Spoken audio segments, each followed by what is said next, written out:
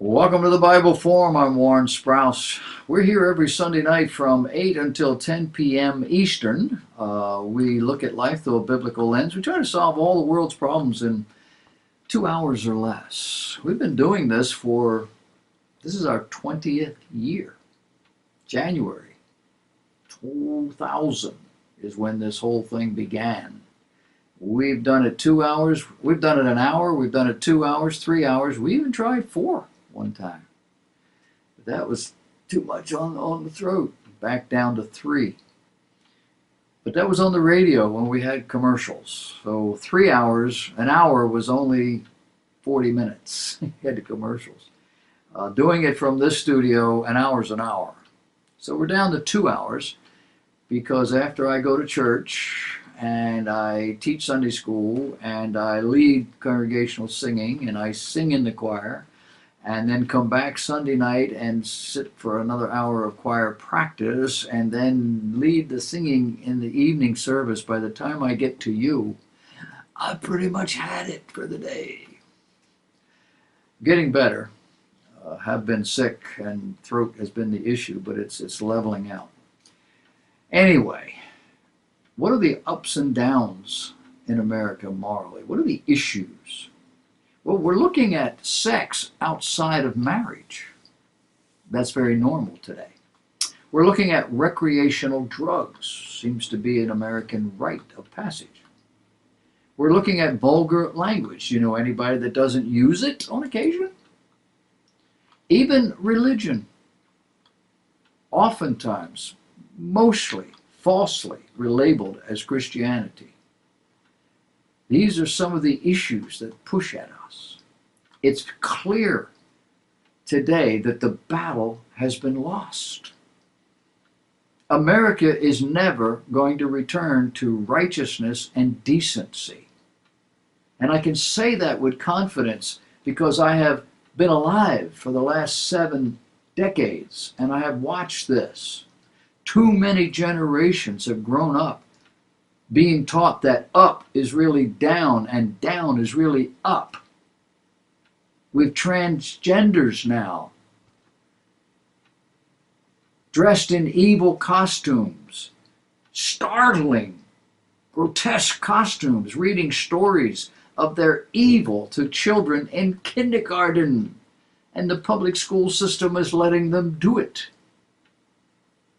We now engage in crude, lewd, and immoral sexual behaviors and brag about it. We live with people of the opposite gender and we call what we have a family. We engaged in sexual union with all sorts of other people and we just simply call it making love.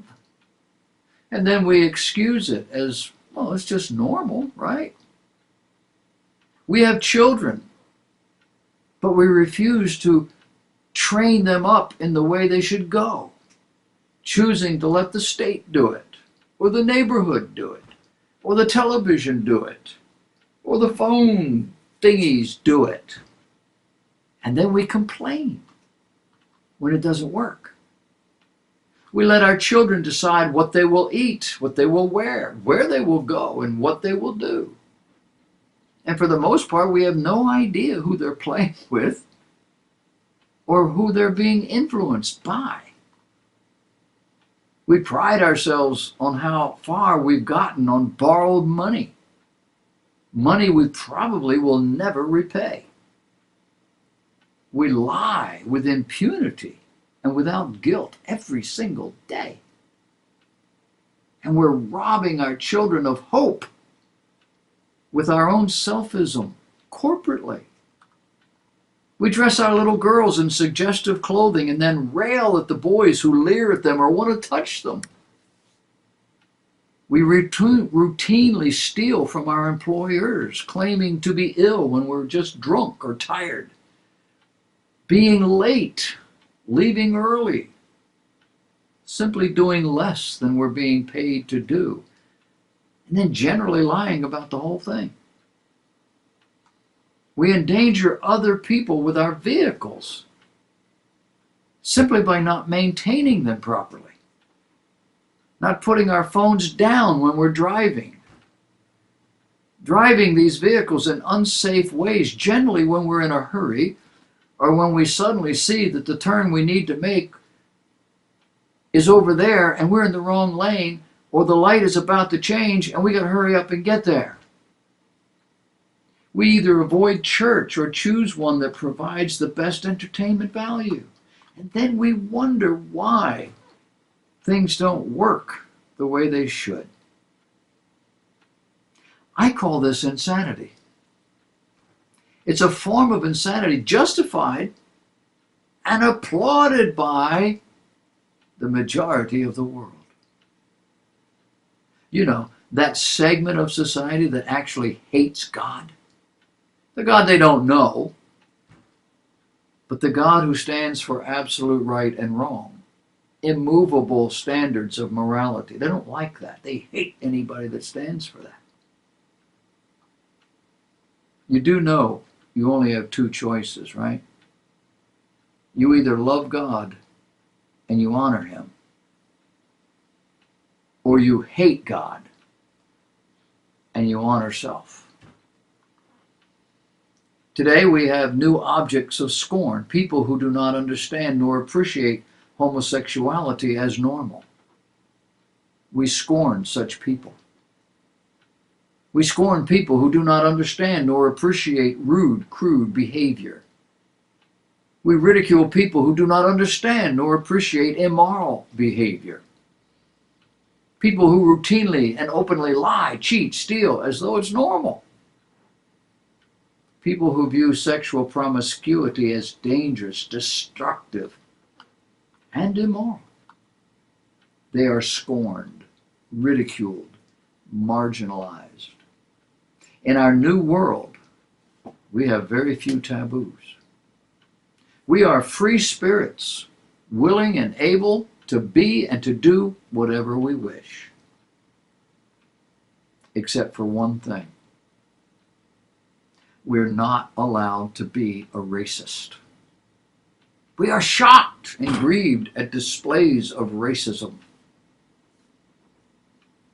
But ask yourself, how much is really racist? And how much is exaggerated for effect? And why is it people of color can never be racist, but the rest of us can? People are people in America. A disproportionate number of those who are poor or uneducated seem to be black and are now insulted by the majority of Americans. What's going on? Well, the simple answer is that all of this is a political stunt. Not that everybody is in on it. Not that everybody knows that's what it is. Most of us are just going along with whatever is in front of us. But there are people behind all of this that know exactly what they're doing. You see, by decrying racism, a minority group has been able to dominate our social conscience. Their great-great-great-great-grandparents were slaves in the American South. That they were sold into slavery by Muslims in West Africa is well known, but that's not important. That they were sold to slave traders from other nations is well known, but they're not the problem either. You see, they were transported to America's southern colonies to work in the fields of the plantation owners, supported politically and socially by, Democrats, all the way up to and including the mid-1950s. At this time, confronted by a determined president, these same Democrats suddenly embraced the black community as unfortunate victims of American racism. All of a sudden, in the mid-1960s, Lyndon Johnson, a Texas Democrat, a vile man personally, created all these other, with the Congress, he created all these things. The same people who held these people in virtual slavery for hundreds of years now have given them the farm. They systematically persecuted these descendants for decades after the Civil War, and none of that gets mentioned. These Democrats have systematically maintained their slave mentality over the last 60 years, and it doesn't get mentioned. Just that Democrats and liberals defend and support the black community while those nasty Republicans and conservatives want to keep them back on the plantation. Pesky thing, history. Today, there is a significant segment of the black community who have risen above the noise and have actually succeeded. But there's also a significant segment that has not. Why? Well, some of that's genetic. Not everybody is an Einstein. I don't care what the color of your skin is. Every color group, every nationality has people who really have a good brain and can do this stuff, and people who are on the other end of that spectrum. But a lot of this is institutional. Their government minders have systematically enabled a large number of Americans, many of them with black skin, to stay in poverty.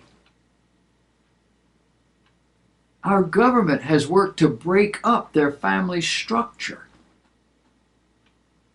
Our government has permitted abortion, paying for it with these agencies focused almost completely on the black community. More black babies are aborted than any other. And they have never been fully motivated to take advantage of all their ability, and they don't have the initiative. It's institutional.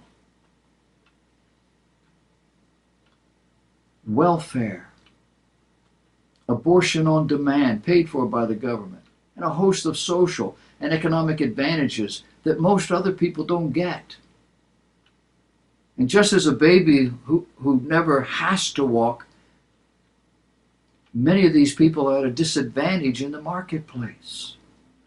And the result is that people in America who have dark skin color are now a protected segment of society, protected by our government, protected by the culture. Even when they are earning millions of dollars a year in the entertainment or sports field, they continue to be viewed as being discriminated against, a status embraced by these millionaires. It's as though an entire segment of society is so deficient, they need to be protected, they need to be nourished, almost like pets. And in all this, people who want all Americans to participate, to succeed, these are the people who are racists. Why? Because we want people of color to succeed, and the activists among us just want them to be cared for. Now you could just imagine why. But you don't have to.